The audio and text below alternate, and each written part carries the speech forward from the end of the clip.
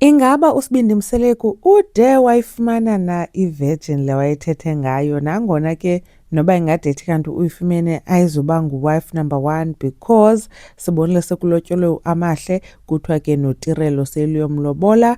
Zathi ke ii-rumors uAmahle kwayovelwa kowabo, but then yena uTirelo ke sana kwasekubhatalwa ilobola in full, therefore ke inoba izawuba nguye umamkhulu kuba wagqitywa yena uAmahle yena kwavelwa nje. But ke sawubona ke ku-season 4 weZingane Zesithembu. Molweni, ndanamkela kuMamgobhozi TV. Isizathu ke soba ndithi ingabe uMpumelelo Mseleku ufumene u-wife number 3 kungoba uye wafaka le video apho ke bekukho lo mcimbi ubukhona, and then ke nangamantombazana ke ebedensa, and then ke wakhetha le wayifaka imali wabe ke epavelwa. Nentombi ke yabe i-excited ibiza netshomi yayiba ize izothatha i-content ngoba uSibindi uye wamkhetha ke wamfaka imali. So asazi ke noba uSibindi ikhona into ezayenza emva koko, kodwa knowing him andiqondi uba uyawuhamba kulaa mcimbi engakhange wayifuna inamba yalo mntana, ngoba kaloku siyayazi ukuthiwa ku-Instagram kulapho ashelwa khona. So ngoku udibene naye. Now uSibindi ke ndisathetha ngento yoba kusithiwa noba ngu-wife number 3 wakhe lona, kukhona ne-girlfriend yakhe ke ebisandovelwa ekuthiwa nguFortunate. Ubhizi kakhulu ke phaa kuTikTok. uFortunate uyathanda uba live edlala nee-games phaa kuTikTok.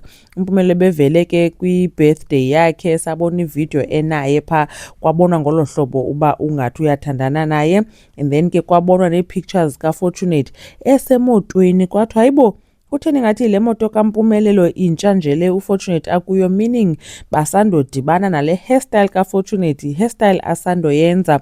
So nyhani inyani le nto ithethwayo kusithiwa bayathandana. uFortunate akavumi, akaphiki, kodwa ke uyenza ii-videos ke engathi uyadlala ngale nto wethu acule neengoma ezidibene into zezithembu ukubone.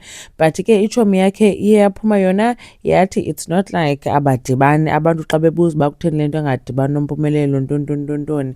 So yabe kanti iyayikhonfema loo nto leyo uba hayi bakunye inoba bayathandana nyhani.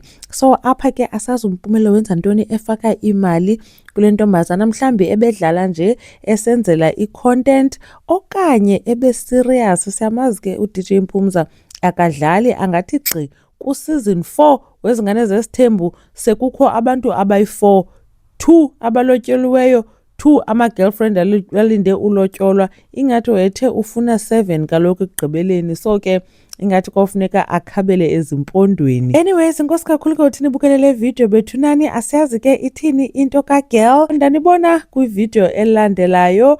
Kuthiwa naze nithi bhutenganeni. Bye.